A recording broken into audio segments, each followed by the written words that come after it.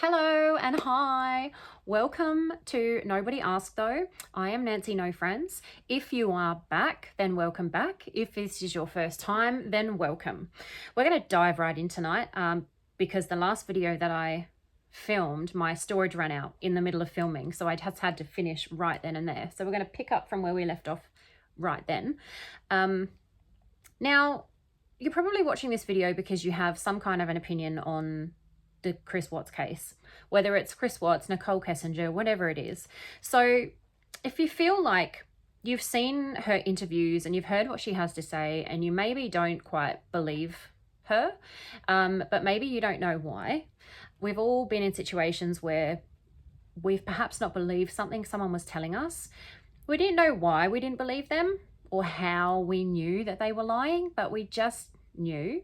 So this is the channel for you. If you're interested in finding out why you get those feelings and how to tell if there's the red flag indicators or not. Okay, we don't have a crystal ball, right? We can't read people's minds, so you can't tell if someone's lying, what they're lying about. All right, but from the language, their own language, you can find sensitivities and indicators.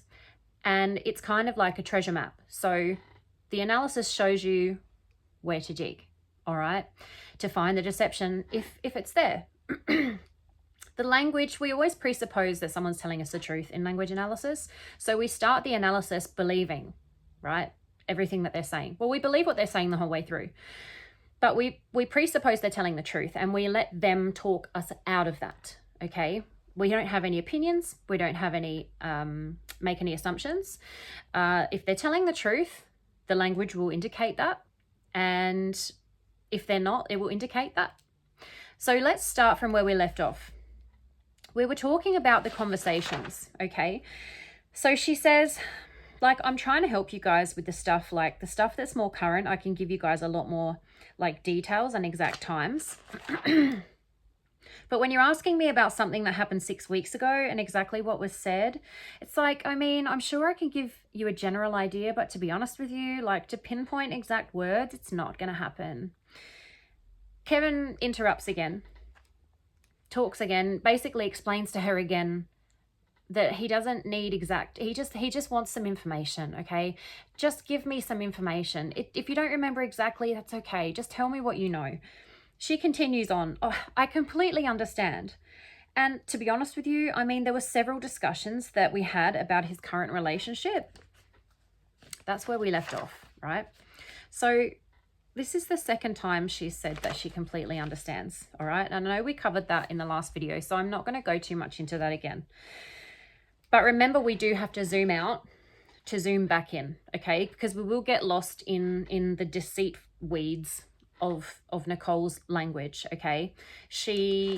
This is her tactic, all right? Her tactic is to just, I suppose Greg Hartley would call it chaff and redirect. She's throwing out all this information, hoping we'll lock onto something, right? And just follow that trail, okay? She's just throwing out all this stuff to see what takes, okay? So I completely understand. She knows what he wants from her.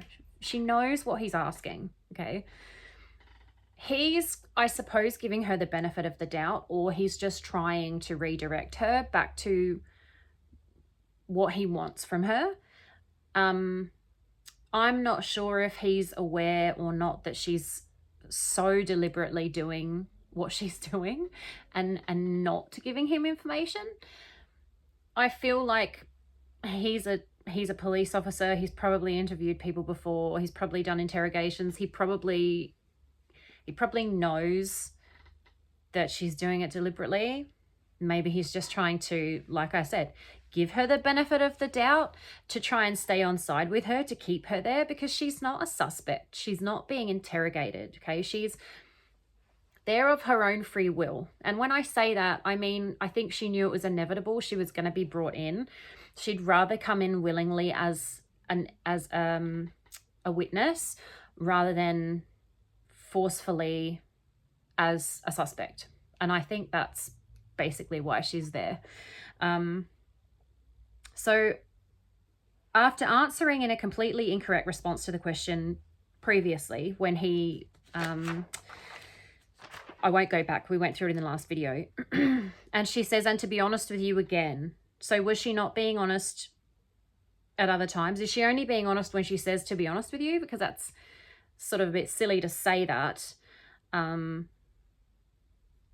It kind of indicates that you're not being honest at other times, just to kind of try and emphasize that you are being honest here. But why are you trying to emphasize that you're being honest here? Is it because you're not being honest? It's a little bit sort of persuasive, and persuasion has a need to persuade, as Peter would say. I am going to mention Peter a lot on this channel because he's where I learned everything from. I studied at his, with higher analysis. I did his course. He was the whole reason I started this. He's sort of been my idol for probably, maybe, definitely over a decade. I'm not sure how much longer than that, but from the first moment I ever saw him was the first, it was the first experience that I had with statement analysis. I was watching the, I'm not sure if I've mentioned this before, but the Richard D. Hall documentary on Madeleine McCann. And he actually flew over and interviewed Peter, and it was a 2 or so hour interview. And he interviewed one of the statements that the McCanns gave. I found it on YouTube one night, and I watched that video I don't know how many times, because it was the only example of statement analysis that I had. And it was it's probably 20 years ago. I'm not sure how long ago it was, but it was a very long time. And because it was the only, and I'd always had this fascination and this deep, I suppose it's probably a bit of an obsession, I guess, but it's always been a hobby. It's always been an interest, but I've always been deeply in love with communication. Like, I've always just tried to learn as much as I can and absorb all of the knowledge that I can about communication and different ways to communicate and how we communicate and why we communicate. And I've always been very literal, I suppose. When I would speak to other people and like my family members, my sister would get annoyed with me because of how literal I was with words. And she would say something and I would say, well, that doesn't mean that. And she'd get annoyed with me. She's like, you know, I can use whatever words I want. And I'm like, no, you've got to use the words that mean what you're saying or I won't understand. So we'd have all these little arguments about it growing up. And then I found Peter in this interview, and I realized that this is what my mind was trying to figure out all this time. And this is where that came from. It was a fascination with how and why people choose the words they choose and how we communicate. And since that day, I've just absorbed everything I can. I've found every single piece of statement analysis, deception detection, information, books, everything that I could find. And I've just been studying it for years and years and years and years and years and years for a long, long time. And obviously he's not with us anymore. And I just think he was the best that there was in this industry. And so I suppose just continue to bring him up in my videos, just to acknowledge him and keep him in the world of statement analysis, or legally sound interviewing. He liked to call it as well. I just think it's really important, and I think he was the best. So I'll continue to just bring his name up throughout and just remember him, because I like to remember him. So persuasion has the need to persuade. So she's sensitive around this topic, this area of conversation in the questioning or in the interview. There were several discussions again. So she doesn't say we had several discussions. And I know I went through this in the last video, so I won't spend a lot of time on it again tonight.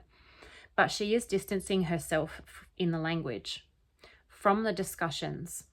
And I think that's really important, because why is she distancing herself? Because in statement analysis, we always ask why, right? Why are they mentioning this? Why are they mentioning it here? And why are they mentioning it in this, in this language, using these words, okay? Why is the important question. So when we figure out where the sensitivities are, we ask why, okay? So why is she sensitive about these conversations? So I would allow for the possibility, because of the distancing language, the context of why we're here, and some of the other sensitivities and themes that we're finding throughout this interview. I would say, because she doesn't want to tell us what they were talking about, she deliberately avoids that completely. What they were talking about, the subject matter, is very sensitive to her. I think it's in the danger zone, okay? So, because if you have to take into context and remember her narrative, all right? Because that will point you and direct you towards the indicators that are more likely for the sensitivities, right? There could be a whole range of different reasons that this could be sensitive to her. And you could eliminate those through the other language, through the themes, through things like that, okay? And that's what we're going to do. So we're not just going to say, here's all the possibilities. We're going to say, here's the possibilities, but this and this and this don't make sense. They don't work. So the possibilities would likely be these. And the other language will confirm that, or they might lead us back away from that or to something else, all right? So I would say that the conversations are in the danger zone for her, because her narrative is that she was lied to about the situation, right? She was lied to about how married he was. Should we say it like that? She was lied to. She said that he told her he was separated. It actually changes throughout, which is another reason why I don't believe what she's saying. I don't believe that she thought this at all. I think she very much knew he was married, very definitely married, and not in any way separating. He may have told her that he wanted to leave, that he would leave. He might have, complained to her a little bit about his marriage and his wife, but I don't believe in any way, shape or form that she thought he was actually separated or separating. I think the conversations were around the conversations were such that she would know he's not separated or separating. So if he's complaining about his marriage and his wife, then he's married and has a wife and he's complaining about it. Does that make sense? He's not saying, I'm getting separated. So I think that's probably why the conversations are so sensitive to her. She doesn't want to tell us what they were talking about, because they were talking about his marriage and she's trying to say that he told her he was separated. It doesn't work. But she continues to change whether or not he was separated, separating, getting separated, divorced, all of these different. So she's tripping herself up in her own fabrication. But her narrative throughout is that I'm innocent, I'm good, this isn't my fault, I didn't know, he's the bad one, right? And in order for that narrative to work, for her to not know, he had to have lied to her and told her, I'm getting separated or whatever. So she keeps saying that, even though she forgets what she said, and it keeps changing. So that's one reason I think she's distancing herself from the conversations. She doesn't want to be present in the language, speaking of the conversations. And the other reason is because of how much she hated his relationship and his marriage and his wife, because she was jealous. She wanted what Shanann had.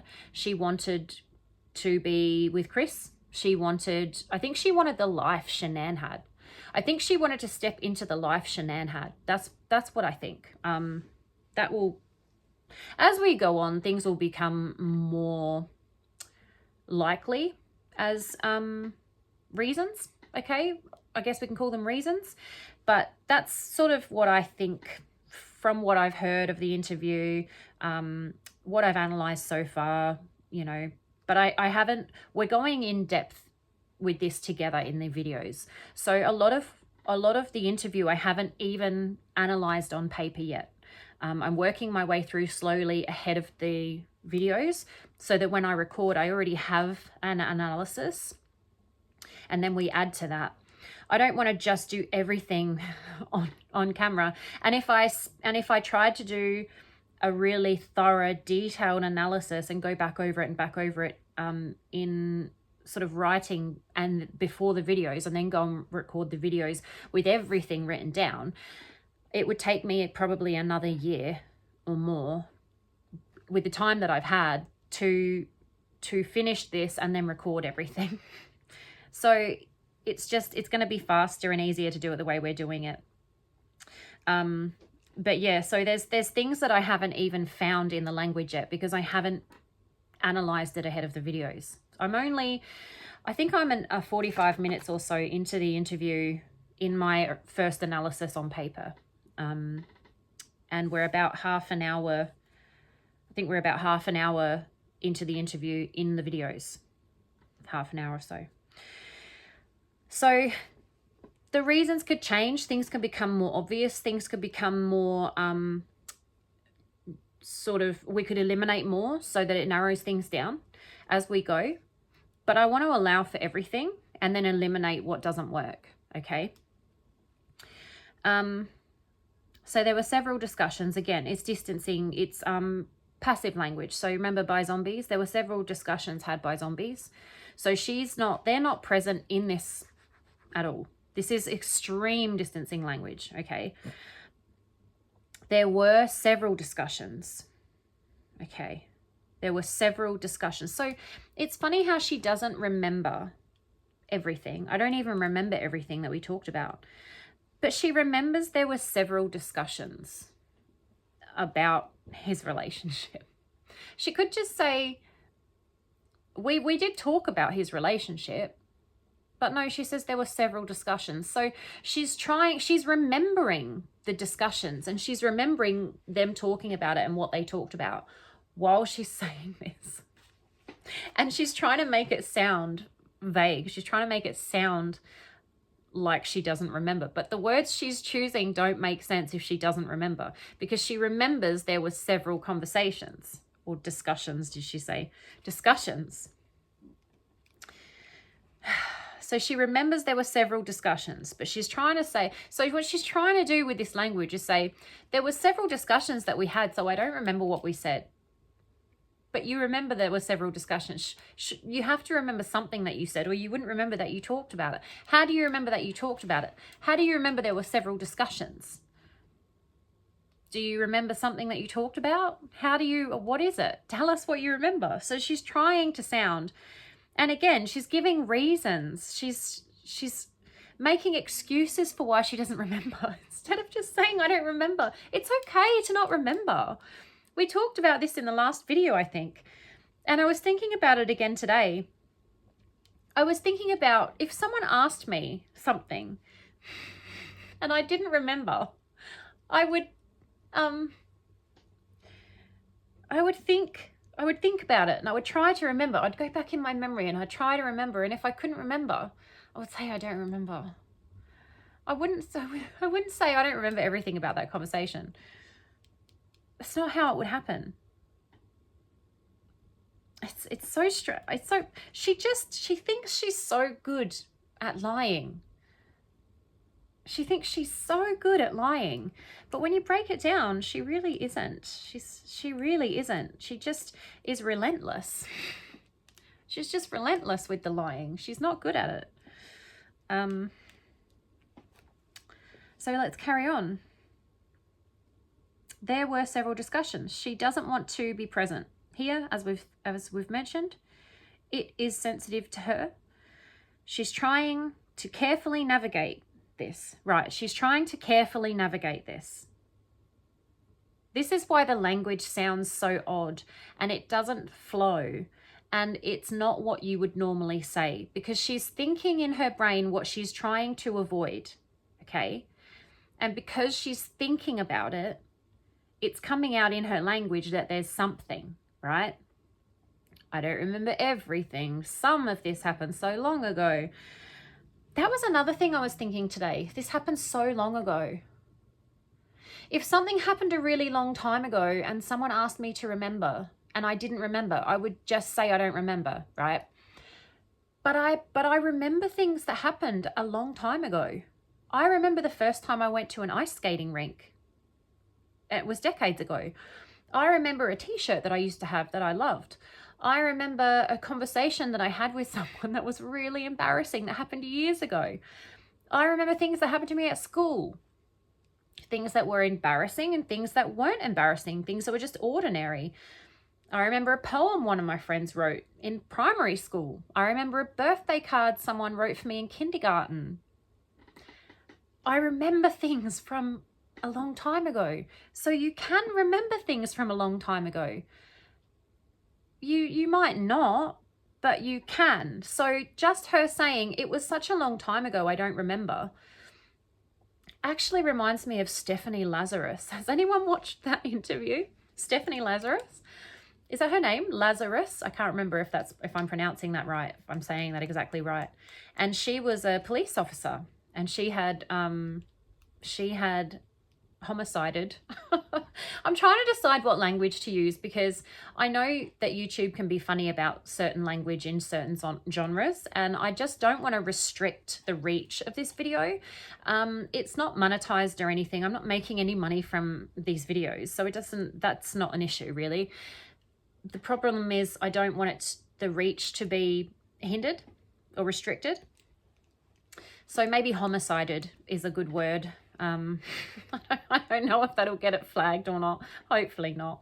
I'll see how I go. I'm not a person. I'm against censorship. Okay, I don't think people should be censored. I believe in free speech, but I just think saying unalived and things like flagging certain words when all people are doing to get around that is just using a different word that means the same thing.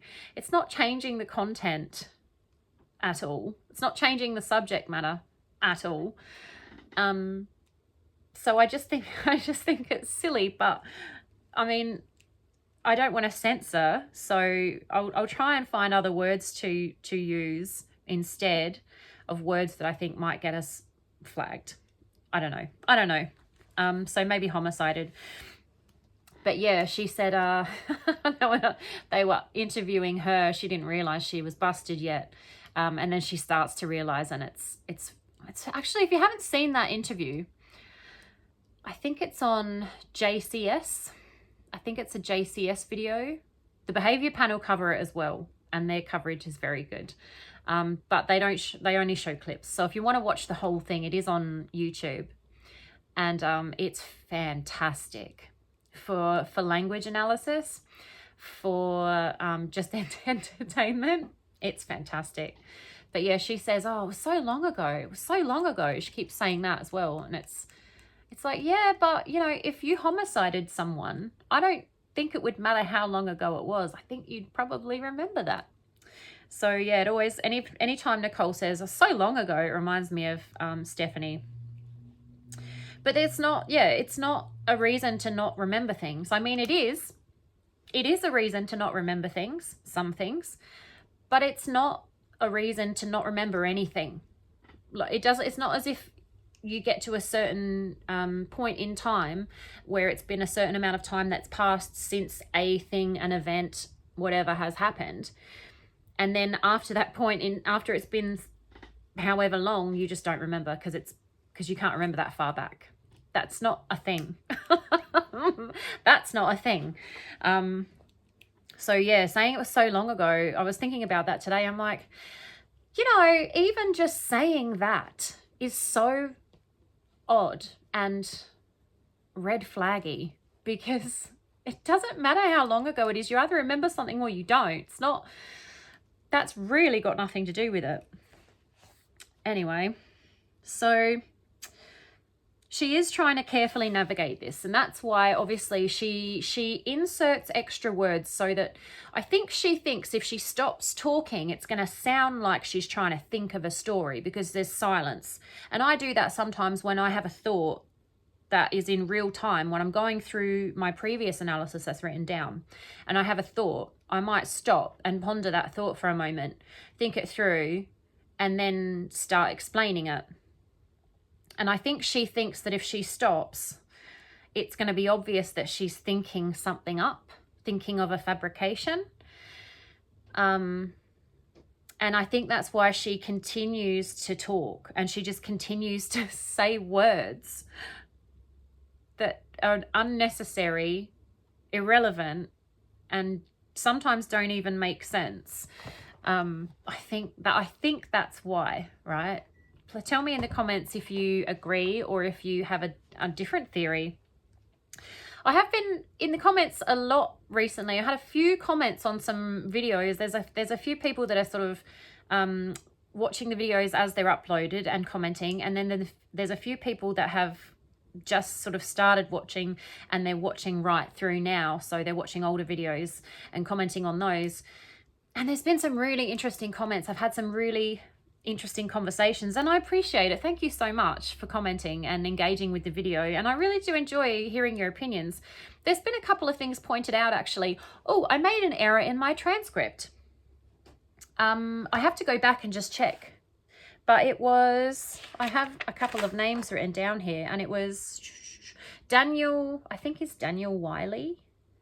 Daniel Wiley, but he pointed out that my transcript, I'd actually misheard something, and Nicole doesn't say she's in charge of issues. She says issuances, which makes a difference and can change the analysis. So I'm going to revisit that part in a later video. But thank you so much for pointing that out. I really appreciate it, because simple things like that could actually be really important. And if I've misheard it and analyzed something that she didn't say, I've analyzed something else, we could be missing something that's important. So thank you for that. Right. So note that they've become discussions in here instead of the previous conversations.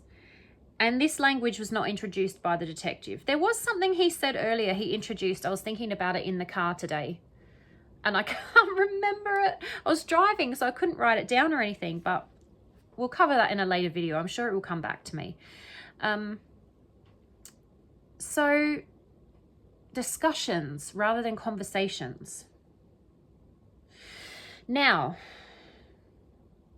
I've actually got, I've written down the meanings of these two words here, because I think that's interesting. So, because she's changed the language, and if a subject changes the language, that's really important. It's important where they change the language and how they change the language, okay? And it means something, okay?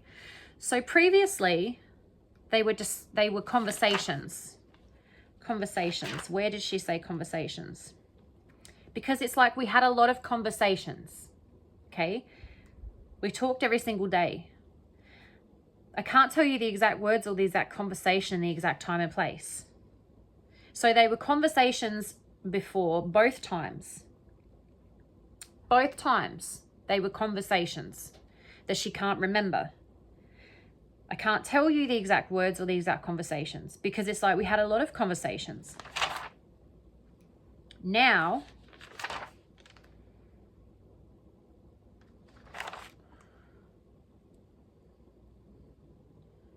where am I? I got lost in my own notes. Now it's, I completely understand. And to be honest with you, I mean, there were several discussions. So before, when she can't tell us exact words and conversations because they had a lot of conversations. Now, to be honest with you, there were several discussions.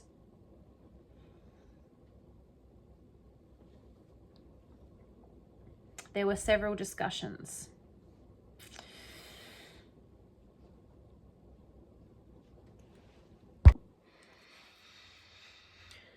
They were conversations. I can't tell you the exact conversations. We had a lot of conversations. To be honest with you, there were several discussions. Okay.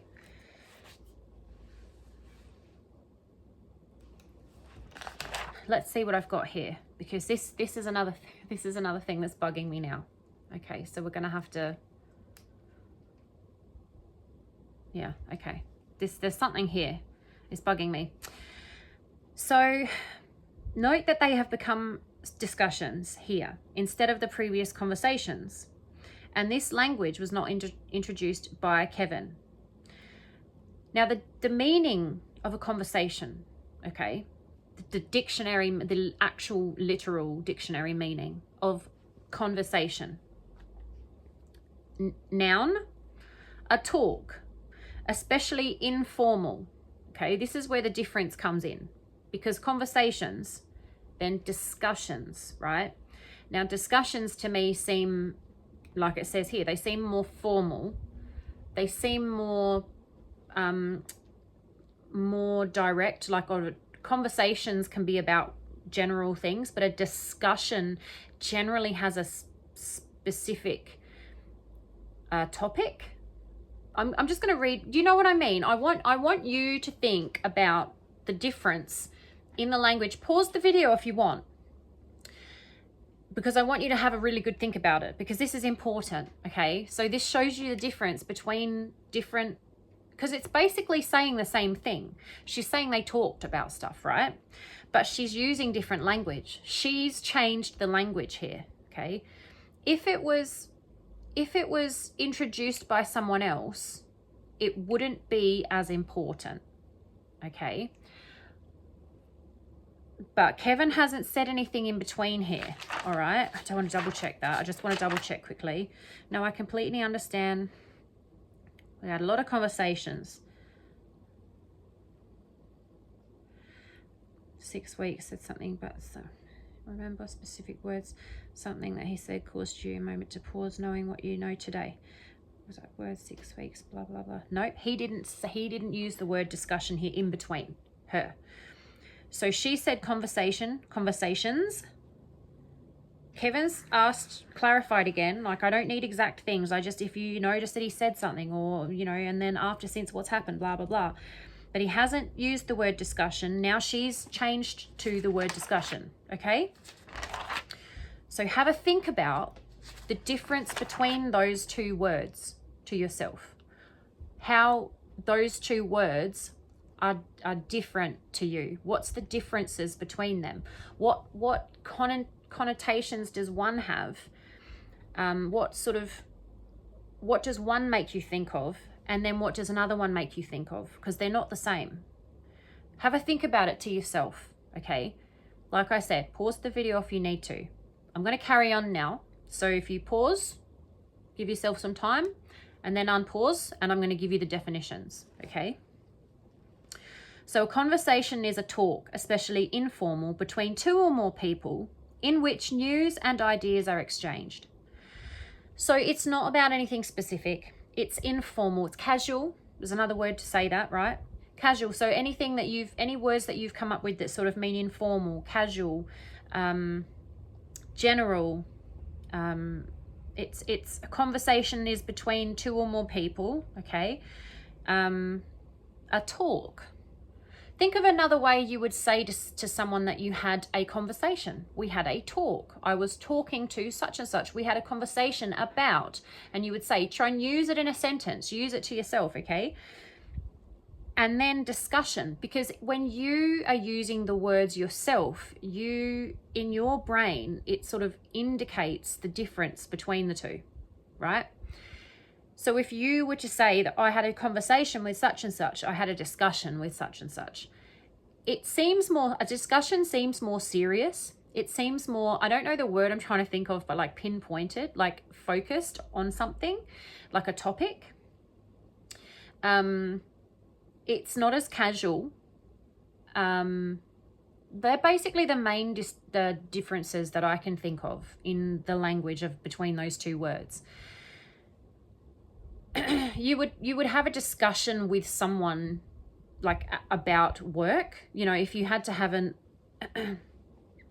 you wouldn't have a conversation with someone about something they'd done, maybe a mistake they'd made. You'd have a discussion, right? If you have a child, or, you know, I don't know, you're having issues with, you know, you don't have a conversation, you have a discussion about something, all right? You can still use the word conversation. I'm not saying that you can't interchange these words. I'm saying that when you specifically choose them, they mean something, all right? Discussion, noun, the action or process of talking about something in order to reach a decision or exchange ideas. A conversation or debate about a specific topic. Okay, so like I said before, a conversation is more general and casual. A discussion is sort of more formal and more focused. It's about something specific. The topic is specific. It's not general, okay? A conversation is a general exchange of ideas, thoughts, and information. A discussion is more focused and often more serious or formal talk about a specific topic or issue. So she can't tell us, right? Now let's go back. Well, actually, I'll continue. There's not much more here in the written one, so I'll finish that off. And if there's more to add, we will. So we know that there's a language change here, okay, which we've pointed out. Discussions, not conversations, as previously mentioned. So this is important. She's saying that they had discussions. There were several discussions. There were, okay? It's past tense. They happened. She's saying she doesn't remember, but she's telling us these discussions on these topics happened. Now, what topics? The topics she's thinking in her head that Kevin wants to know about, that she's saying she can't remember. She's thinking about them. There were several discussions about them, okay? That's certainty. There were. Not we might have had discussions about it, or I think we talked about it. There were several discussions, right? How many is several? We don't know. That's a subjective measurement, okay? But it's definitely more than one. It would indicate numerous times. It's not like two. You don't say there were several discussions when you talked about it twice. You would say we had two discussions about that, or we talked about that a couple of times. There were several. So they talked about this a lot. Okay? They talked about this a lot. And I think specifically this a lot. I think most of their conversations were about this. Okay? Because they were having an affair. She wanted him to leave his wife. I get the feeling a lot of their conversations were about this, right?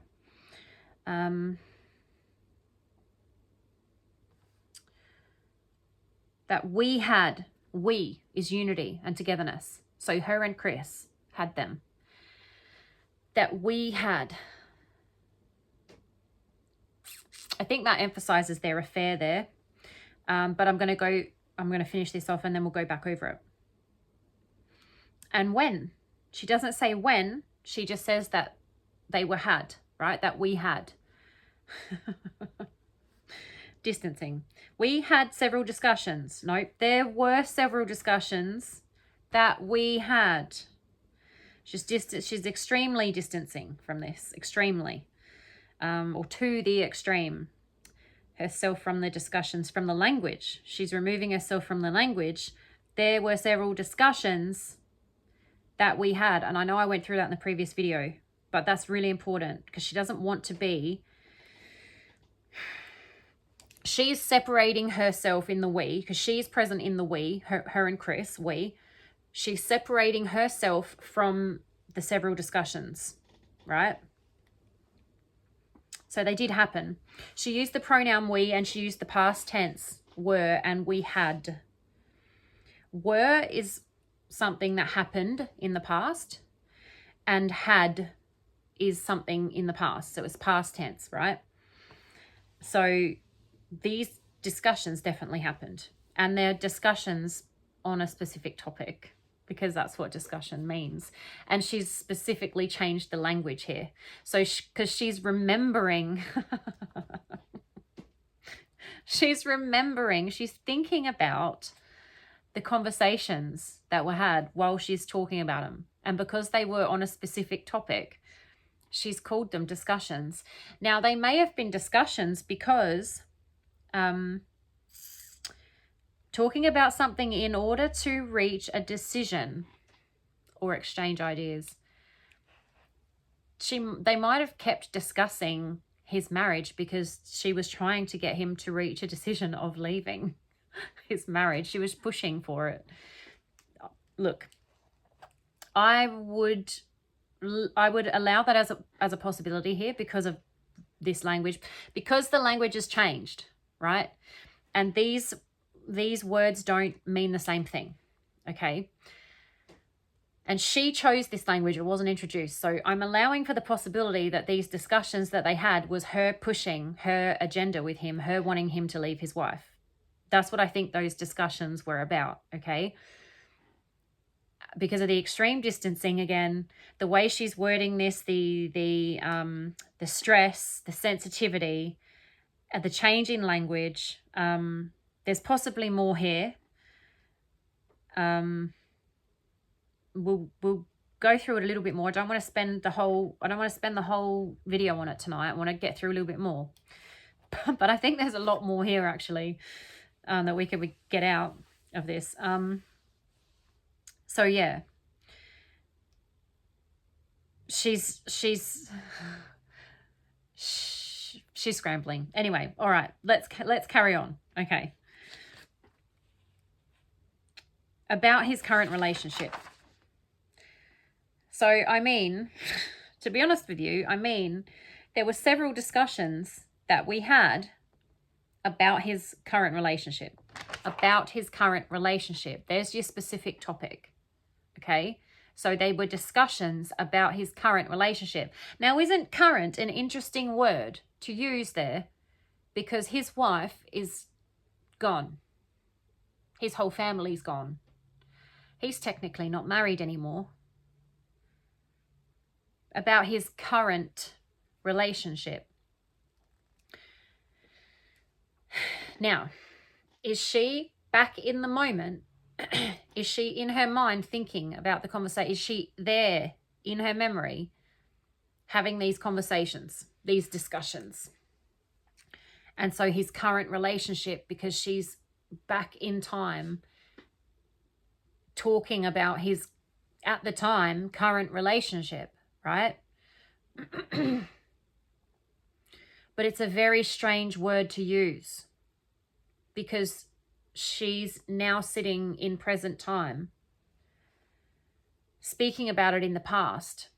So she should have said we had about his relationship or his marriage, because the relationship that he had in the past that she's talking about, that they were talking about, was his marriage. But she puts it in present tense, and it's his current relationship. So they had conversations, and this is where she's switching tense again. She does this a lot, and I think it's because she's extremely stressed. She's extremely anxious. She's panicking. She is scrambling because this is the danger zone. Now, why is this the danger zone? If you were having an affair with a married man, you would have conversations or discussions, but you would talk about the marriage. You might not talk about it often.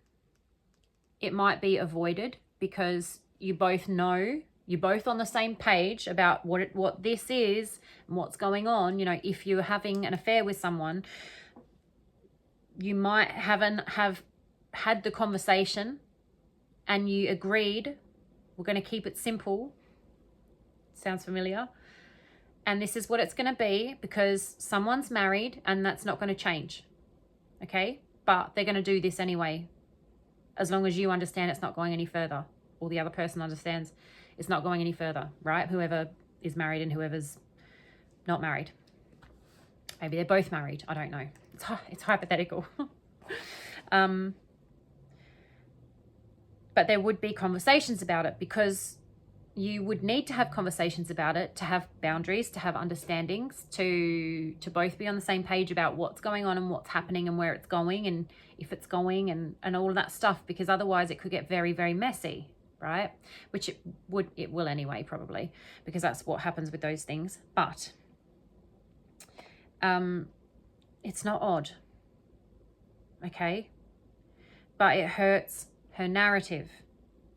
It actually doesn't hurt her narrative, because if she fabricated that the conversations that they had were him telling her that he was leaving and that they were already separated, she shouldn't be sensitive.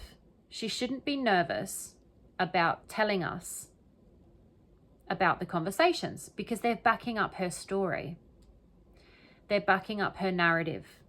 They're confirming what she's saying. They're making her look shining a better light on her, right? Or showing her in a better light. That he was the one deceiving her, and she didn't realize, that he was still so married and wasn't actually getting separated or any of that. She shouldn't be sensitive and nervous about telling us this, because it actually helps her story, right? It actually helps her. So the only reason for her to be sensitive and nervous and anxious about telling us this is that that's not what happened. That's not what happened.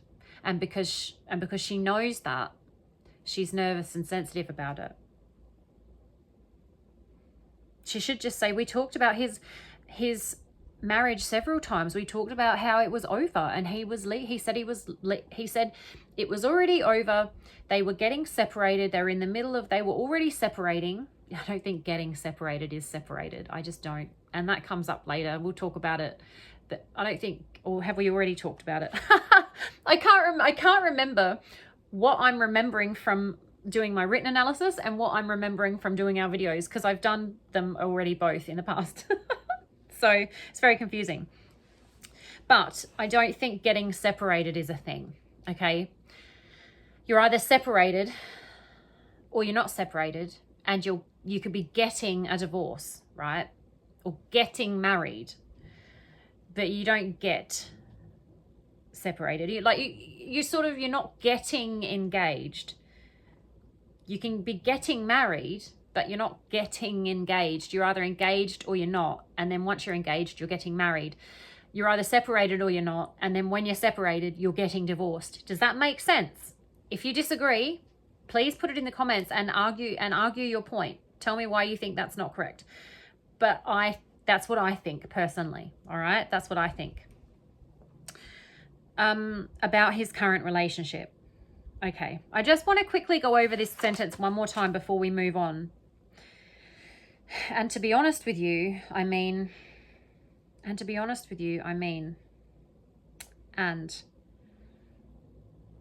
there were, because she's telling the truth. So she doesn't say but, and to be honest with you, not but to be honest with you. We've talked about this before in the difference, because she uses them. I can give you a general idea, but to be honest with you, because she's not going to tell him. She's not going to give him a general idea, but I completely understand. And to be honest, because she does understand what he wants. She does. There's no confusion there. She's just not going to tell him. But she does understand. So, and to be honest with you, lacks confidence. There were several, so she's lacking confidence. She's sort of, the cogs are slowing down. They're turning slower and slower. And there were several discussions that we had about his current relationship. So that is always distancing as well. So anytime you hear that, you flag that. Where there's a this, there's a that. It's either distancing because it's putting something further away, sort of pushing it further away from you, or it's inserting an extra word to make that thing further away in the sentence. So it's always distancing. So there's a that in there. We had, because she could have just said, we had several discussions about his relationship, current relationship. She's also, do you know what? This is, okay, there is more in here. So she's sensitive about this description, Okay, I mean, she's explaining it further. She thinks it needs further explanation, all right? It needs help, okay? There were several discussions that we had. So we know that's distancing already. There were several and there were several. So there were a lot. There were many. There were numerous discussions, okay? She could have said we had discussions about it. She says several. So by trying to make it sound... She keeps doing this. So by trying to make it sound less, right? Because she's naming it. It's not infinite. It's not unnameable how many there were, right? But before, you know, we talked every single day. So she's naming this to make it sound smaller, but she's saying several. And she's inserting several, because she could just say we had discussions, which is plural, which means more than one. So it could be anywhere from 2 to 100 million, right? It could be anywhere from we discussed it twice to we discussed it daily for 6 weeks, okay? If she just said discussions, right? But because she doesn't want us to have the option of daily for 6 weeks, right? She doesn't want the other extreme, because it's likely true. It's likely to be the more than the less of if she just said discussions, right? In the scope of discussions and how many that could be. I just want to make sure sometimes I feel like I'm talking too much. I'm over explaining things, but I want to make sure I explain it properly so you understand what I'm saying. Because some of these things, they might sound really simple or redundant, but they're actually not. So I just want to make sure I'm explaining it in the right way, because discussions is plural, right? So in the scope of how many that word discussions could mean, right, is anywhere, like I said, from 2 to infinite. She doesn't want us to have that scope of the infinite side. So she's reducing it to several. So she's limiting it. Instead of discussions, and it could be daily for 6 weeks, she's limiting it to several. So several could be, you know, a few over the course of their relationship. But the fact that she's saying several, it's an extra word, it's unnecessary, so it's important. So she's trying to reduce the number. And the number is still a plural. It's still not a couple. It's still not 2. It's not even a few. It's several. So a couple, a few, several. It's still a lot. So she's not actually doing herself any favors here. And she's telling us she remembers several discussions about it. So she's telling us she remembers they discussed it several times. But she's trying to pretend she doesn't remember, you know, some of what they're saying. She's trying to pretend she doesn't remember stuff because it was so long ago, but she's telling us she remembers several discussions, specifically several. She's not very good at this, but like I said, because she keeps talking, she's trying to fill the space, because if she stops talking, she's worried someone's going to think she's making something up, making up a story. This is what the language is showing me. I'm allowing for the possibility, okay? I don't have a crystal ball, right? Everything in this video is my opinion. This is my opinion, okay? We know this. It's I'm Nancy No Friends. Nobody asked me, okay? I'm just telling you my opinion. Nobody asked, nobody cares, all right? So several discussions. So discussions are topic focused, right? And they had several. So she remembers they had several. She remembers the topic that they were talking about. Then she tells us that we had about his current relationship. They also had these discussions. They weren't just discussions about it. Discussions that we had. Now it's distancing, right? We know that it's distancing. But we had, I think this is a, okay, how do I explain what's going on inside my brain right now? Oh, do you like my earrings, by the way? These are my twinkling watermelon earrings from the K-drama Twinkling Watermelon. It's amazing. You should check it out.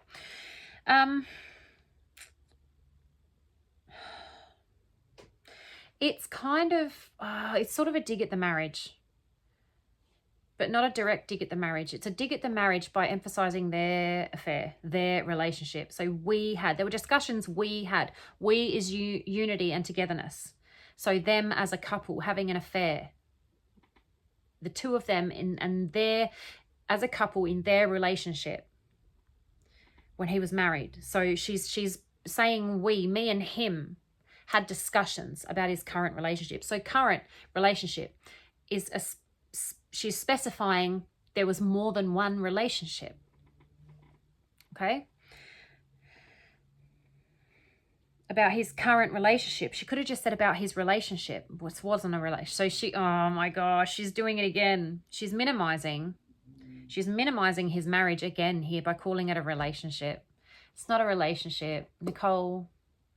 It's not a relationship. It was a marriage. I'm sorry. A relationship and a marriage are different. Once you're married, it's a marriage. It's not a relationship anymore. It's a marriage. It's still a relationship, but its title is now marriage, not relationship. It's a kind of relationship, but it's not a relationship. Okay? I know that makes sense to everyone else except Nicole. No, you know what? It makes sense to her too. That's why she's doing it. She's very sort of spiteful.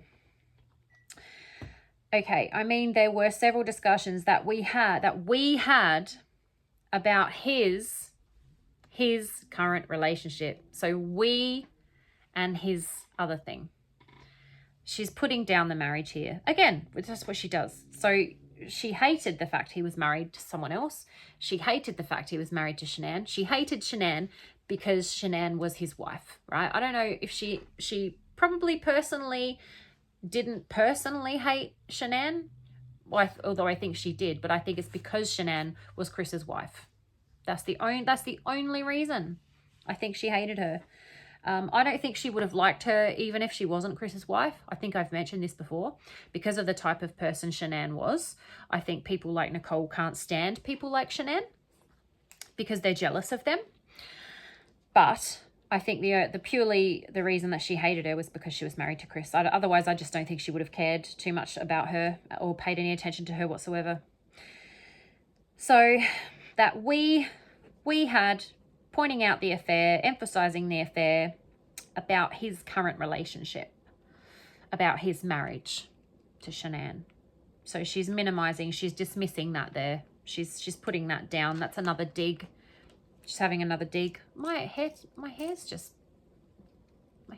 snapped. So yeah, that's another dig, I think. Okay, let's move on now, because I feel better about that now that we've gone through this. So yeah, his current relationship is minimizing. It's sensitive to her. It's unpleasant. Yeah, she hates it. She doesn't want to call it his marriage. She doesn't want to call it his marriage, and she often doesn't call it his marriage. Like as we go through, she refers to it in different ways, but rarely as his marriage. It was his current relationship at the time of the discussions about it, and arguably now too. Arguably not, I would say. But it is leak. Because it is technically, it is still his current relationship. He never was not married to Shanann. She just doesn't exist anymore. So it's still, I guess, his current relationship, but technically it's not a relationship anymore at all because she's gone. So if we spent more time on that, we could probably get more indicators, but I'm not really going to. Not at this point, maybe in another video. If you have any theories, put them in the comments. We can discuss them there. I have had some people point out some stuff in the comments. We've discussed some things in the comments, and I will include those things in our catch-up videos as well, because I think there's some really important points that have come out and information that I want to acknowledge and include. So this is Leakage, that she sees the marriage as his primary relationship. Yeah, so that's what so current, sort of meaning primary. She's emphasizing the affair, but his current relationship, she doesn't want to say marriage because she wants to minimize and dismiss it and insult it and put it down. But it does indicate her view of the marriage of Shanann and Chris's relationship as his primary relationship, right? His current relationship, it's his primary. She knows that, she's aware of it, and she hates it. Okay, she is very much aware of it and can't stand it, because current is an odd word to use in this context. She's no longer with us, and at the time he was having an affair, therefore 2 current relationships. That's true. At the time of the discussions, he had 2 current relationships. There were 2 current relationships. I think we could come back to that. I don't want to spend any more time on it tonight, but I think we could come back to that word current. I think we could definitely spend more time on that. Current is repeated again here. It's also a reference to time. Another reference to time. Current is repeated. Current relationship. About his current relationship is repeated.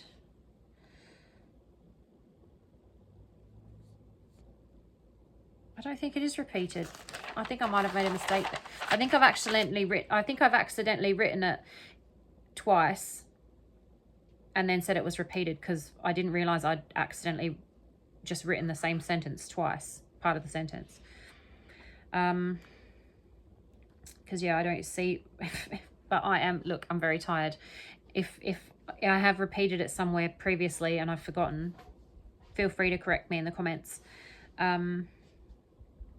Like another reference to time. So another reference to time. So continuing to emphasize and add to our her theme and her main theme of time. Messing with time. Time is constantly on her mind. The language of time is in her language constantly. She switches tenses here too, which we've gone through. There were discussions about his current relationship. And then where it had gone and what it had caused. So we're at an hour. Okay. We'll go through the next part. So, and where it had gone and what it had caused. Okay. So there were several discussions that we had about his current relationship and where it had gone and what it had caused. This is so strange. This is one of the strangest parts of this interview. Okay. I remember hearing this sentence when I was watching it in other videos and listening to it, and then when I was transcribing it. And this is one of the most odd parts of the interview.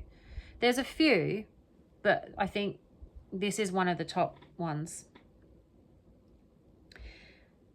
About his current relationship. So she's changed it to present tense, about his current relationship and where it had gone and what it had caused. His current relationship. So there were several discussions we had about his current relationship and where it had gone and what it had caused. Now remember, add is cumulative. Add is adding on, right? It's continuing. His current relationship and where it had gone and what it had caused. So she's changing tenses again.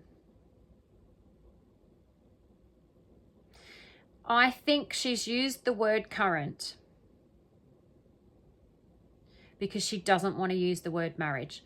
All right, I'm going to go through what I have written here, okay? And then we'll add to it. Where it had gone. That sounds like more like a person or a thing. Where it had gone. That's such a strange thing to say about his relationship. Where it had gone. The way that it had gone. How it had gone. Where it had gone. Where it had gone. It's sort of more physical, like I don't know how to describe in words out loud what I'm thinking. So I won't keep going, and if I can think of a better way to describe it, then I will. Maybe it'll come out in the analysis itself. Sounds more like a person or thing. Where it had gone. Where it had gone. It's like it's disappeared. That sounds like it's disappeared. Where has it gone? Where it had gone. It's gone. Gone as in disappeared, not gone as in direction. Like gone as in journey, route, you know? Where it had gone. Not how it had gone. How it had gone sounds more like a journey, like a route, how the way things had gone. Where she had gone, because Shanann was gone now. So that's interesting phrasing, where it had gone. Because someone, well, 3, technically 4 people are gone, because Nico is also gone. Interesting. Where she had gone. Okay, in the context of a false missing person case. Now, she knows she's not missing at this point. She knows what's happened. But where it had gone in this context is very strange. What it had caused. Okay, so in the context of a false missing persons case, and sorry, again, I know I say this every time, I'm very tired, so I'm sorry if I'm pausing or there's like a yawn here and there. I do apologize for that. I am fully invested in this analysis, as you know, because I'm back here again. I'm back. I think we're up to number, what are we up to? Like 17, I think. I think this is 17. 16 or 17. So I'm completely invested. Of a false missing person case and then a murder. A homicide. I wasn't going to say that word. A homicide where the victim was disposed of.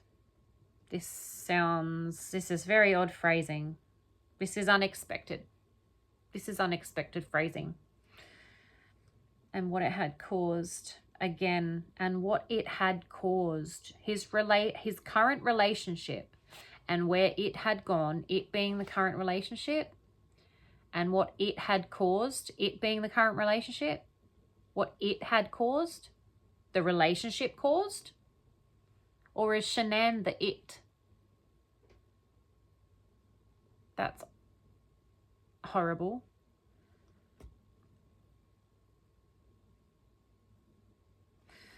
Okay, let's carry on.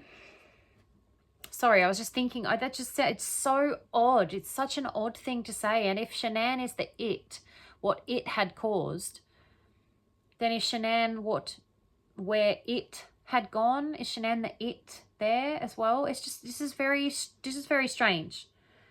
This is bugging me. This whole sentence is bugging me. And I'm hoping more comes out of here, because I don't like this.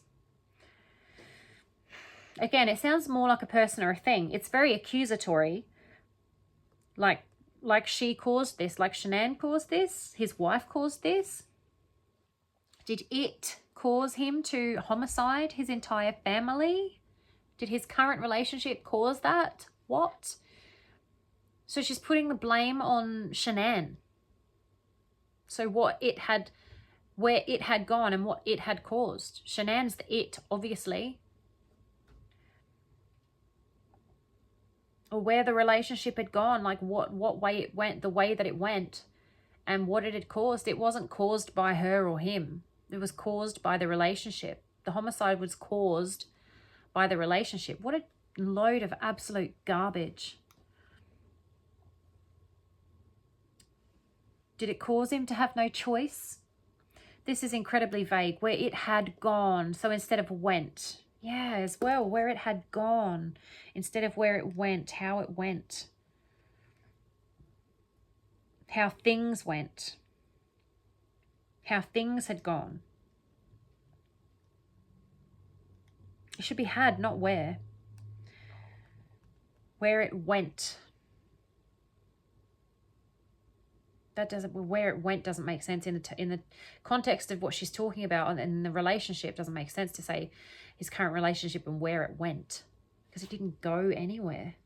It doesn't even make sense in terms of direction, journey, like route, the way that it had gone,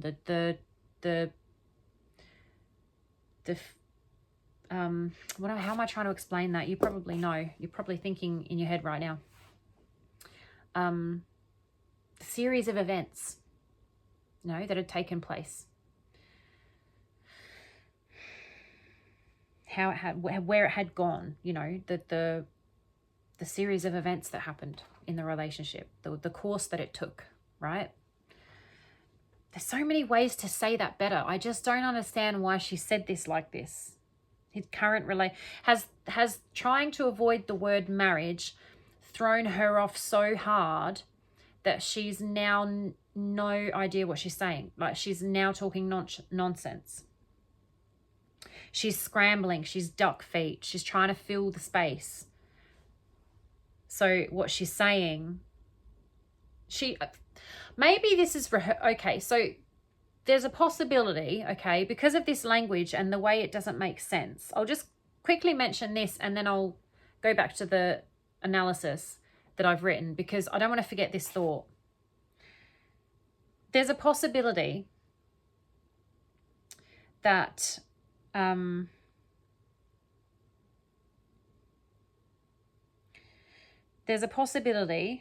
his current relationship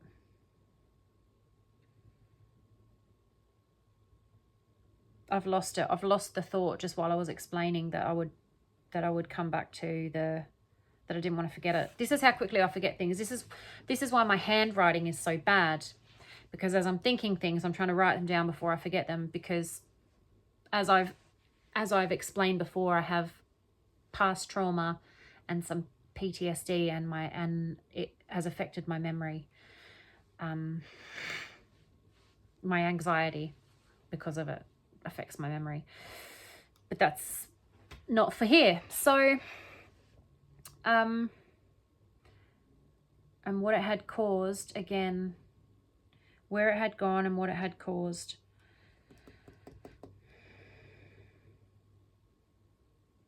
Where it had gone.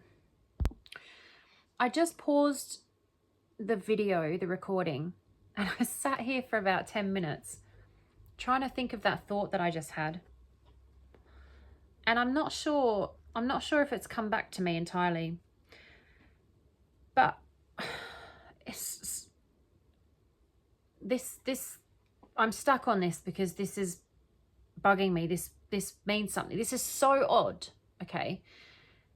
This phrasing, this wording is so odd. There were several discussions about his current relationship, which is odd in itself, right? His current relationship, because he had 2 current relationships. Obviously, it's not current now because it's over because of the homicide. And she's speaking in present tense, but about the past, okay? And where it had gone and what it had caused. Now, is she so sensitive about the discussions that they had, right, that she's so panicked and she's so stressed, and she's thinking about what they talked. She's thinking about the discussions they had and what they talked about while she's saying this. So she's thinking of what she's trying to not say, right?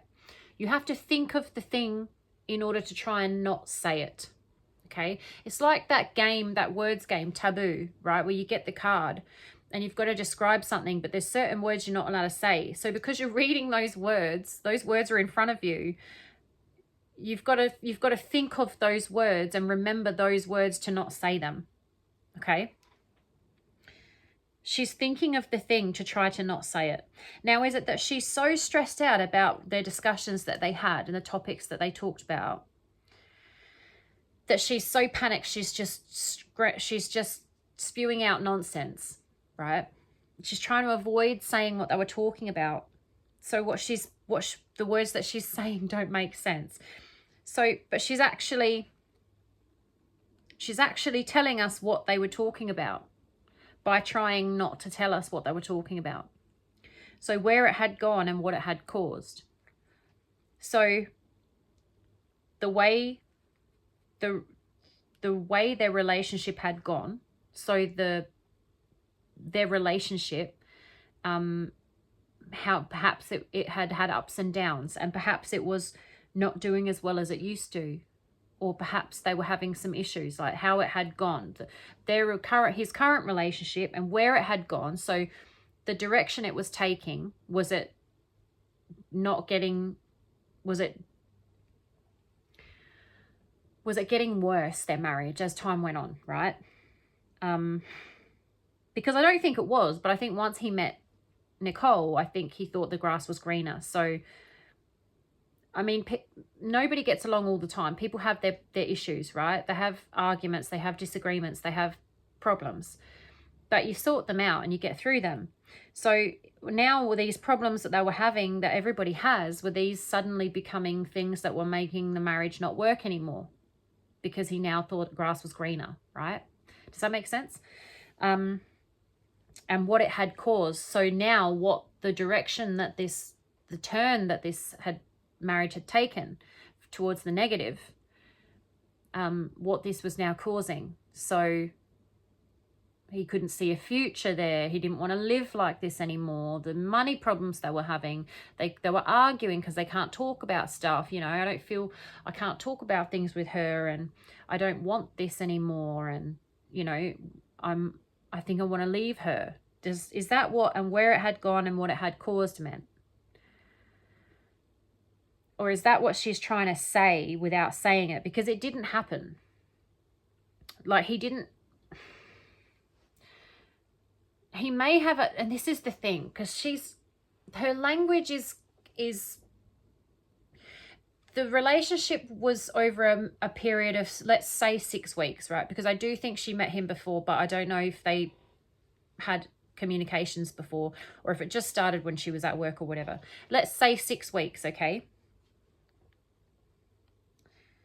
Where it had gone and what it had caused. She has a way of lumping everything together. So she's not giving us a time frame here. And like I said, this is the theme in her language, is she plays with time. She doesn't want to give a timeline. She doesn't want us to have a timeline. She doesn't want a specific timeline, because that will hurt her story. She doesn't want verifiable facts, times, dates, things like that, okay?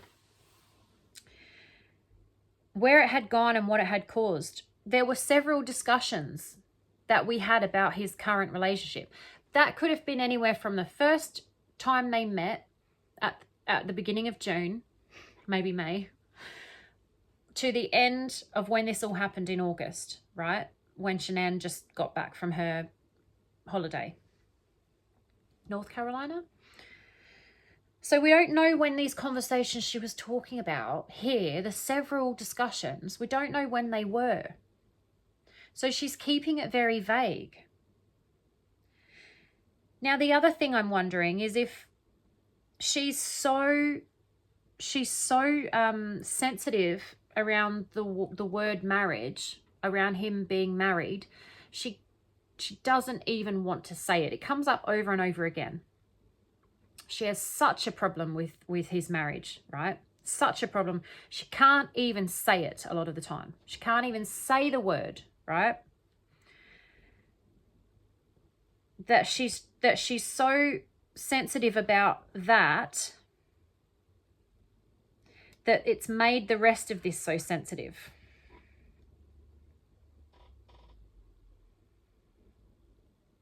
I'm bothered by this. I'm bothered by this and I can't move on. I'll keep going with the analysis. This is bugging me. This is really bugging me. Okay. Where it had gone instead of went, we mentioned that's odd because had gone, Chase Hughes calls that past perfect, and it's odd. It's a deviation from the expected. The expected is just speaking in past tense, right? Where it went, not where it had gone. Where it went. Had gone is more finalized. Had gone is more completed. This is where it had gone. Had gone. This is where it had gone. That one's bugging me. That one's bugging me. Not where it had gone. It should be how it had gone. That's what she's trying to say, but she's saying where it had gone. She knows where it ended up. It ended up with homicide. She knows where the bodies were recovered. Did she know where that was? Because she was involved.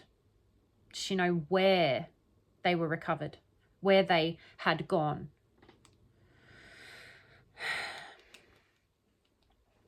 Had caused instead of caused.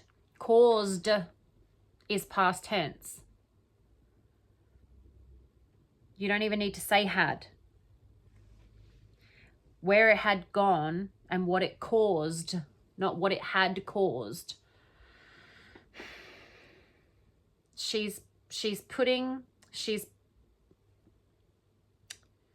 This is why I do the analysis before I do the videos on paper, but this is what happens when I'm doing the analysis. It's a lot of repeating. It's a lot of sitting and thinking.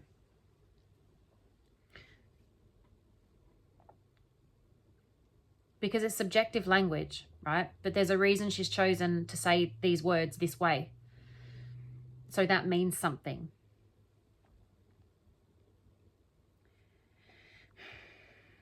Had caused. It kind of implicates. It kind of puts the blame on someone. Had gone, had caused. What it had caused.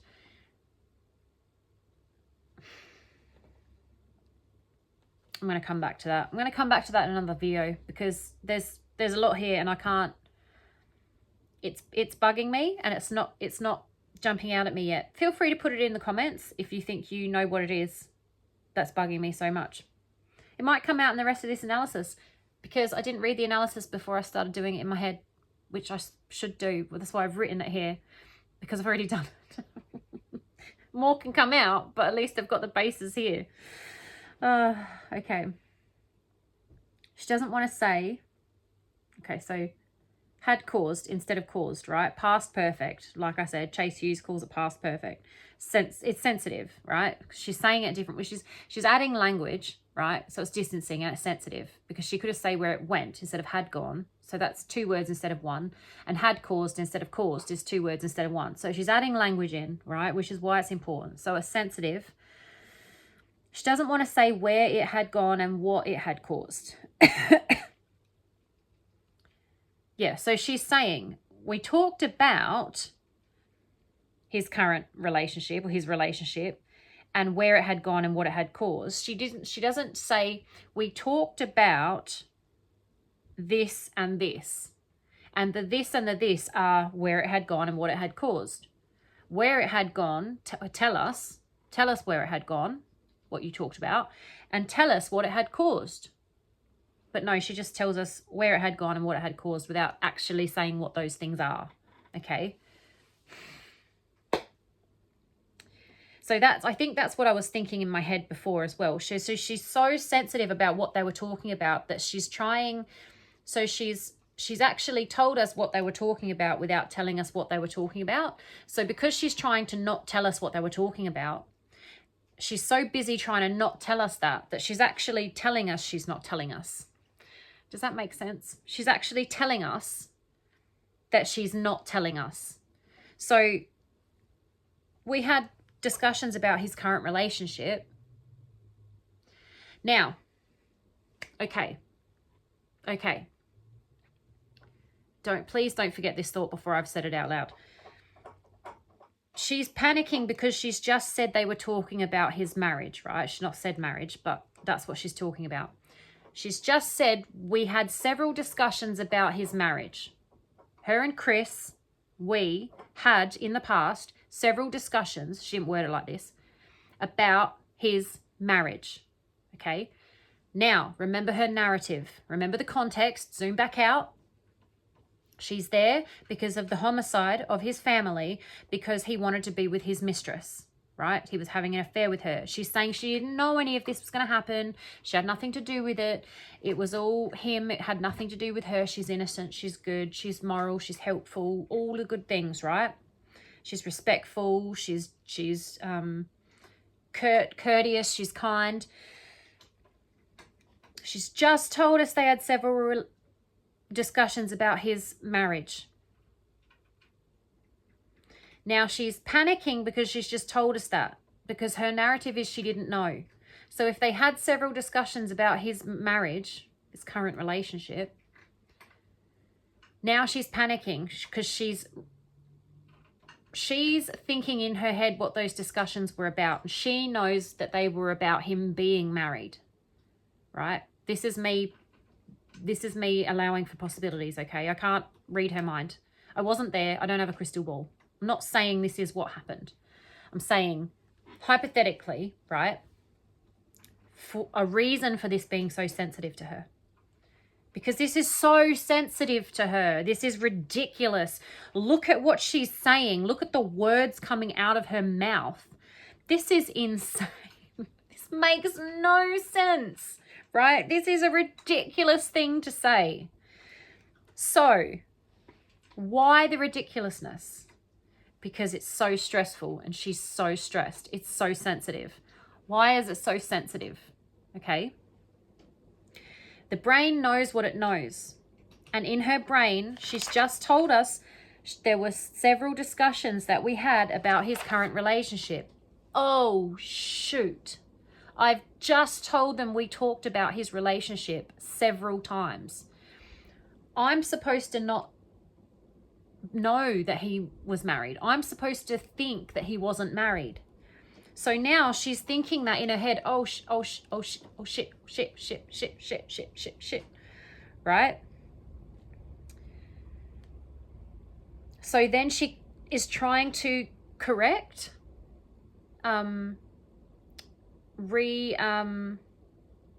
what is it when you go off course and you try and I can't remember, it's like a sailing term. She's trying to correct course. Is that what it is? She's trying to correct she hasn't actually given anything away, because it's quite plausible that they had several discussions about his relationship, his marriage, and the fact it wasn't working, and the fact he was leaving, and the fact he was living in the basement, and the fact they were actually separated but still living together. I had someone tell me this in my life. In my real life, I had someone tell me this. I don't think it's an unusual story to give in this situation. We're separated, but we're still living in the same house because of the kids. We're separated, we have separate bedrooms, but we're still living in the same house, because we have kids together. We're still sharing. I haven't found another place yet, blah, blah, blah, blah, blah, right? It's plausible that he said this to her. It's literally happened to me. I'm sure it's happened to people listening, okay? It is plausible. But because the brain knows what it knows, she is freaking out. She is duck feet now because, oh, I've just said something I shouldn't have said. How am I going to fix that? So in her mind, she's got to keep talking because she can't stop talking, remember, because then we'll, you know, maybe, I don't know, she might think that people think that she's trying to think of a story or is making things up or not telling the truth or something. So she's got to keep talking. So she does keep talking. And what she's saying is just garbage. So we had several discussions about his current relationship, and then she tries to correct. And where it had gone, as in it went bad, it was deteriorating, it was going badly, where it had gone leading to a separation, right? And what it had caused. I don't know what this means, but let's try and hypothetically come up with something. What it had caused, the separation, them to separate. I don't even know, because that where it had gone covers that. And what it had caused, problems, arguments that they'd had about maybe money trouble, stuff like causes of the issues, not causes of the issues, things that caused the problems they were having, right? So the causes of the problems. It's a stretch, man. It's a stretch. But I think it's because she's scrambling. She doesn't want to say marriage. She can't say marriage, okay? She's distancing from even having the discussions. So whatever the discussions were about is sensitive.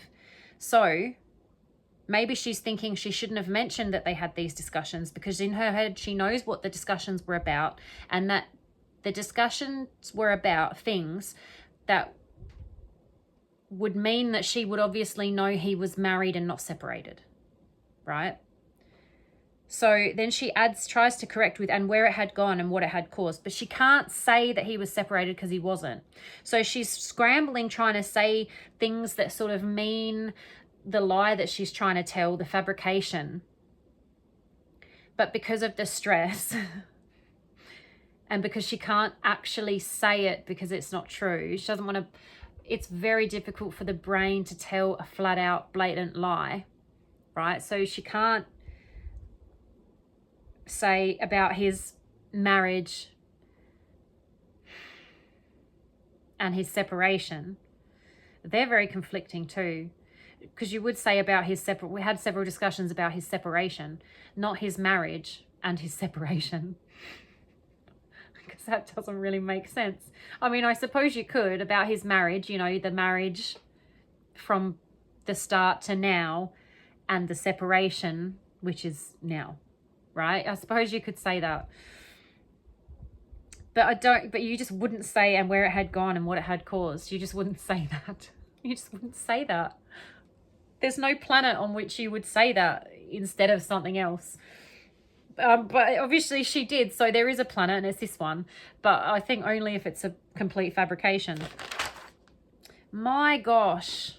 That has turned my brain into mush. That sentence. About his current relationship. Oh no. And where it had gone and what it had caused. Okay. So she's trying to sound like she's giving information whilst actually not giving information. She's told them nothing apart from there is something to tell, and she's not telling it. That's all she's told them. These conversations he's asking about most certainly did happen, or they're discussions, so they were on topic and they did happen. It had caused, distancing again, what it had caused, not what Chris did, which were his choices and actions, but what it had caused by placing blame on Shanann and the relationship rather than Chris. But it depends what time frame she's referring to as well. So like I said before, because she's not actually giving a time frame of when these discussions happened, she's just saying that there were several discussions during approximately, you know, let's say a 6-week period. She's not saying when they happened. So saying where it had gone and what it had caused, what, 2 weeks into them meeting? 6 weeks later? Where it had gone and what it had caused can vary very extremely in the course of the 6 weeks that this took, because this escalated very quickly, and obviously we know what happened in the end. So there's a lot of stuff happened in there that escalated. Okay, that escalated to extremes over 6 weeks. So when is she talking about these several conversations? Because I doubt they just happened in one time period. I would imagine they happened throughout. So where it had gone and what it had caused would have completely changed between the beginning of that time period and the end of that time period. So this is absolute nonsense what she's saying. It's complete nonsense. It means nothing. But not that it means, obviously it means something, but the way she's saying it, the point she's trying to put across, the way she's saying it, like the intentions of her saying it, means nothing. It's just words. She's just saying words. Where it had gone rather than went. What it had caused rather than caused. Why the extra words? The distancing. She's not comfortable with this topic. She's not comfortable talking about this. And then she changes the topic again after. She changes. And he talked about his kids from time to time. So we haven't got to that bit yet, but that's what she says next. So she's, what am I going to do? I have to change the topic. I can't keep talking. She doesn't want to talk about what they talked about. So I think this is because it doesn't fit her narrative. I think what they talked about is bad for her. She won't tell us what they talked about. She's telling us, then she goes on to tell us how he talked about it. How he talked about it. How it was never hostile. It was never anything aggressive. So she's going to tell us how he talked about it, but she won't tell us what he talked about. Or what they talked about. She won't tell us that. Why? Because her narrative is that she didn't know, he lied to her. She could just tell us all the lies he told her.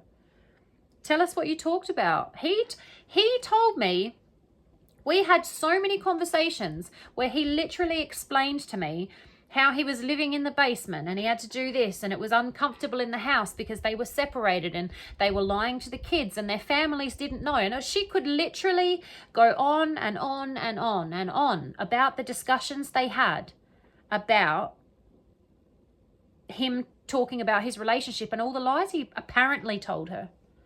But she doesn't. She doesn't.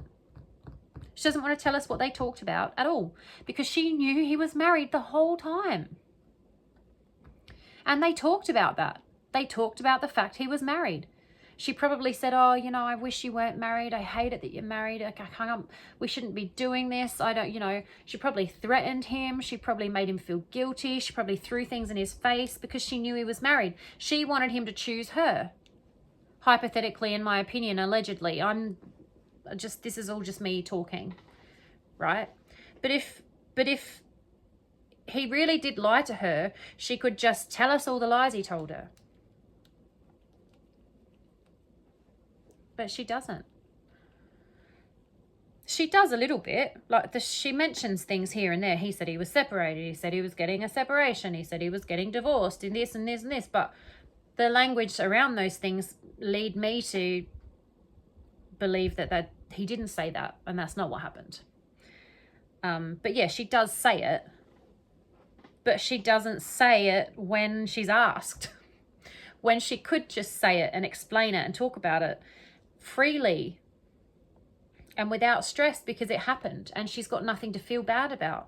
It's the same way Amber Fry did, and I can't wait to go through her statement because she just got up there and she was terrified. The poor girl, you can see in the video that she's got this paper. She wrote her, you know, what she wanted to say, and it's shaking, like her hands are literally shaking while she's reading it.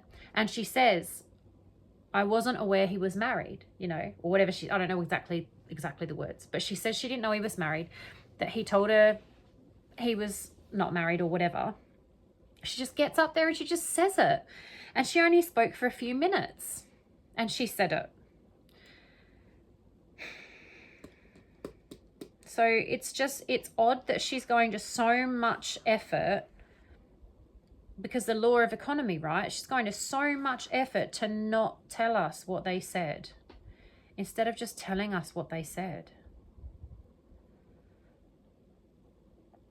And she won't say marriage. She says about his current relationship and where it had gone and what it had caused and where it had gone and what it had caused. Like, it wasn't Chris's decisions and actions that caused any of it or did any of it.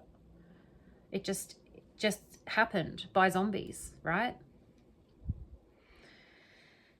We could probably go back to this and spend more time. If there's anything you want to add, please put it in the comments, because I'm happy to discuss it further in the comments. And then we'll go through it again in a catch-up video where I add extra stuff. Or if we do a live, which I probably won't be able to do till we have some more subscribers and things, because just time-wise, there'll only be a couple of people that could probably be on at the time to do a live chat. So we'll probably continue to use the comments for a little while until this channel grows a little bit, and then we can have some live discussions. I think that would be good. Okay, so we'll go through another line. It's a minute. It's an hour 40 so far. This one's a short one, but sometimes I don't have much written there, and then I spend ages doing real-time analysis. So let's see how we go, shall we? And he talked about his kids from time to time. So now she's changing the subject straight away. She's freaking out, man. She is freaking out about this. She's freaking. So his current relationship, not his marriage, and where it had gone and what it had caused. And he talked about his kids from time to time. So she's telling us here that the current relationship, the marriage, the discussions they had about that, right, didn't involve the kids.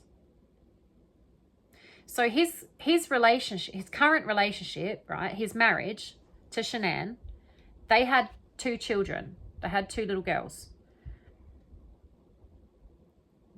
So his marriage should have involved his family, his children.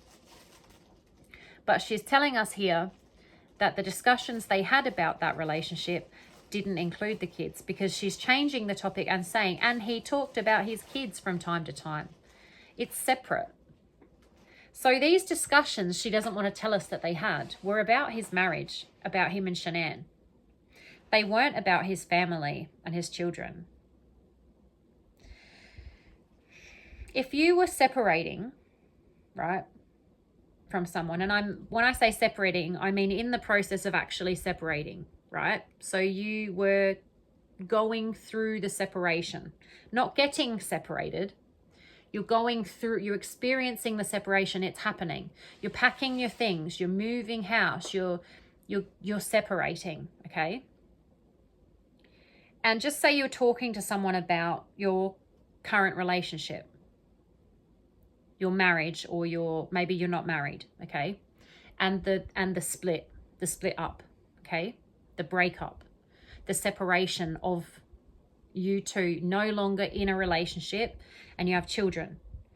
A big part of that separation would be the children, custody, who's doing what, who has the children right now, are you going to have them on the weekends? When are you going to see them? Like, are you still living in the same house so you can still both look after the kids? The kids would be a massive, massive part of that situation. And if you were discussing it with someone, they would be involved in the discussion, because it would be a huge part of it. It would probably be one of the major parts, because you can just get new stuff, and finding another place might be difficult, might take some work, but it's just, you just find a new place, and you find a new place, and then it's done. But raising children together with someone that you're no longer in a relationship with, that would be difficult. Okay, that was an ongoing thing. That's a massive thing, okay? That wasn't part of where it had gone and what it had caused, and his current relationship. That wasn't part of that. So again, I don't know what time frame these discussions happened, okay? Because she doesn't say, because she doesn't want us to know. But they didn't involve his kids and he talked about his kids from time to time. So they had just several discussions about his relationship, and he talked about his kids from time to time. From time to time? Oh my God. Okay, so is discomfort. It lacks confidence. It's sort of scrambling, stalling, right? And. So and is cumulative. And is additional, okay? So she's continuing on. So remember I said how you can try and keep talking to lead people away? She's trying to lead us away from the last thing she said. She's changing the topic. She's saying, and he talks, so, and come with me down here and listen to, and think about this now. Right? She's trying to lead us away from, I don't think she meant to tell us about the discussions they had, because I think she knows what the discussions were about in her head. And because the brain knows what it knows, she realizes that's not good for her. That's the danger zone. Lead us away from the danger zone, okay? And he talked about his kids from time to time. So they had several discussions. We had discussions about his relationship, his current relationship. And he talked about his kids from time to time. They didn't discuss his kids. They didn't have conversations about his kids. He talked about his kids from time to time. So she's thrown the focus onto him again as well, right? Off of we discussed. Nope. He talked about his kids from time to time. She's not involved in this conversation. He just talked about them from time to time. So she's leading us away from the discussions about his marriage and his relationship with Shanann. She's leading us away from that. I think that's huge. I think that indicates that she knew he was married, that they talked about him being married. They discussed him being married, both of them together. And she realized that she doesn't want to tell us that because that's not good for her. That doesn't help her narrative. That might even make her look guilty, because she was talking to him about this stuff that she's pretending she didn't know about, or he lied about, or whatever. It doesn't fit her story. It contradicts. And contradiction could get her in trouble. And he talked about his kids. They're his kids as well. They're not Bella and Cece. They're not his little girls. They're his kids again. It's so cold and sort of clinical and impersonal. It's just, given the context, again, let's zoom out after what happened. They're not even his girls, just his kids is so, it's so impersonal. It lacks affection. It lacks intimacy, like sensitivity. It just, she doesn't even care. She knows what's happened when she's sitting here saying this, and she does it. It's not affecting her. It's not affecting her at all. From time to time. From time to time. What's from time to time? How often is that? And he talked about his kids. So where it had gone and what it had caused was referring to his wife, right? We said that before, not his kids. He talked about his kids from time to time. Note from time to time is another reference to time. Another reference to time. More language of time in her statement. Time is constantly on her mind. One would think he would talk about his kids. Of course he did. His kids, not girls, daughters, Bella, Cece, as I mentioned before. I would just assume when she said he talked about his current relationship that included his kids, because he was married with children. Of course he would talk about his family. If he was talking about his current relationship was his family, his marriage and his children, his wife and his kids. But no, his kids are separate, and he talked about them from time to time. I don't think she brought up his kids. I don't think she brought up I don't think she liked it when he talked about his kids, because I think she hated it that he had kids with someone else. I don't think she liked it when he talked about his kids. I don't think she brought them up because his kids were tied to his wife. His kids were his family unit is his kids and his wife and his marriage. And I don't think she liked to bring that up because I think she hated it. So he talked about his kids from time to time. We didn't talk about his kids. We didn't have conversations about his kids. We didn't discuss his kids. We didn't talk about his kids. He talked about his kids from time to time. Not often. From time to time. And he talked about them. Not we. She hated that he had a family with someone else. She just hated it. So yeah, I don't think she brought the kids up. I think he brought... The kids came up in conversation. He might have brought the kids up. But I don't think she ever did. Unless it was to sort of throw something in his face. Because I know that there's a part in the interview later where she's saying, you know, I told him that when your kids are home, go spend time with your kids. And I'm wondering when she says, and I'll point these things out when they come out, but there's certain parts of her interview where she says things and it just feels to me, we've talked about when she feels things. I get the impression from the language and the context that she's not sure of what text messages they have and what they don't, okay, of her phone, of his phone, whatever. And sometimes I get the impression from the language and the context that she, in case they've gotten certain messages where she's said things in text, she's giving a story for it. So when she says, you know, when your kids are home, spend time with your kids, it's go spend time with your kids. Go, you've got a family, go and spend time with your family. But it's not in a good, it's not in a, it's not in a positive, genuine, considerate, respectful, caring way. Like when your kids are home, spend your time with your kids. Don't message me and spend your time with me. Spend your time with your kids, okay? I can wait. It's not a caring, respectful boundary that she's setting out of the kindness of her heart for good intentions. I get the feeling it's go and spend time with your kids. You've got a family. What are you messaging me for? Go spend time with your kids.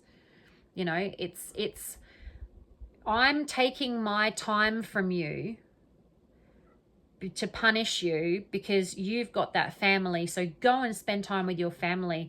Don't talk to me while your kids are home. Go and spend time with your kids. I'm confiscating my presence from your life while your kids are home to punish you for having a family. Does that make sense? So, yeah, I get the feeling that she does that. So, yeah.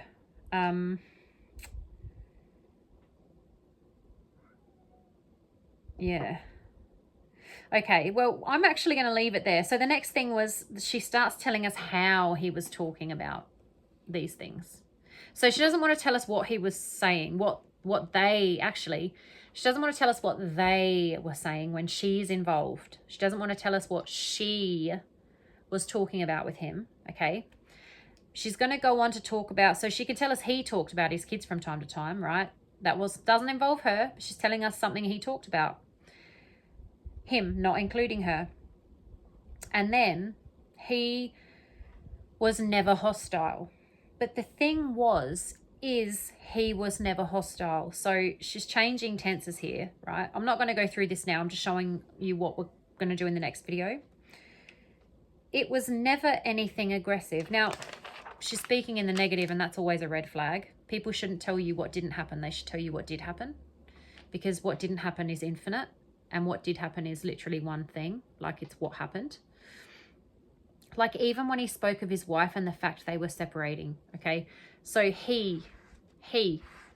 she's all right to tell us stuff he said, but not stuff she said. So she didn't want to tell us any of these discussions they had together, what they talked about. She didn't want to tell us any of that, what they talked about. But now she's happy to throw the attention onto him, and she's going to start telling us things that he talked about and how he talked about them. But I don't. We believe everything she's telling us, and we believe when she's telling us a lie that she's lying. That's coming up, okay? So she's about to go on another rant. Is it another block? What have we got? Oh yeah, this is a block, so it's still part of the block that we're in. Yeah, he talked about his kids from time to time, but the thing was, so she's mixing up her tenses because she's fabricating. So he talked about his kids from time to time, but the thing is, right, the thing is, because she's now telling you what happened, the thing is that he was never, right, or he was, whatever it was, but it's in the past. So the thing is, currently, while I'm telling you, that in the past, so was, okay? But she says the thing is that the thing is he was never hostile. So she's having trouble fabricating this. She's having trouble with the tenses. So I don't believe what's coming up here. I don't believe her. I think she's fabricating, she's spinning. But now, because the video cut out last time, and we've still got a few minutes left before the 2-hour mark, if you're still here, well done. Congratulations. And thank you so much for being here and spending your valuable time with me again. I really, really, really appreciate you. I appreciate you. So I just want to do a couple of shout outs because I've got a few subscribers now, but I'm only seeing sort of the same few names in the comments, which is fine. You don't have to subscribe and watch every video and comment every video. You don't have to. I would like you to.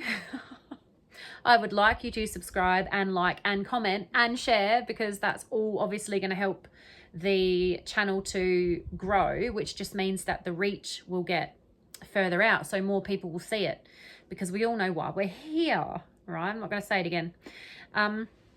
So I just want to do some shout outs to the comments, because I've been having some really great conversations and interesting things pointed out. Some people have given me some information I didn't have. So I thought I would do a couple shout outs, and I thought I'd do it at the end because I really hate it when people do shout outs when I'm watching a video. I hate it, but I'm going to do it because now I'm doing the video and I'm grateful for all the comments. So I guess I'm in a different position now. So one of my first comments was from Through Thorough Thought. I'm not going to read the numbers and things at the end. Thanks for the 24-minute heads up. You're welcome, because I like a heads up when I'm watching videos. I hate long introductions. I have a bad habit of doing that myself. I'm trying to, because I don't know what I'm doing, and I just started this because it was the only way I could sort of think of to get this information out there, because it's really hard to send your own videos to other people, especially when you don't have a link. I just think people don't like unsolicited content and things. So I'm still trying to, I suppose I'll find some kind of little groove and some kind of little spiel to do at the beginning of the videos. I'm still trying to work that out, and I don't do a script. So everything is live and off the top of my head. So you're welcome. See, I just did all of that just then. You're welcome. Leanne T3 GLB. If I'm saying these wrong, put in the comments how I'm supposed to pronounce them, because if they're like fancy funny names or something, I'd like to give them credit.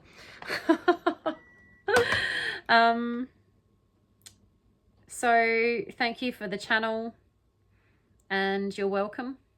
I'm not going to read. I basically wrote the name and then what you sort of wrote in your comment, just so, because it's my first few comments on my channel as well. So I sort of wanted to remember these as well, my first few comments.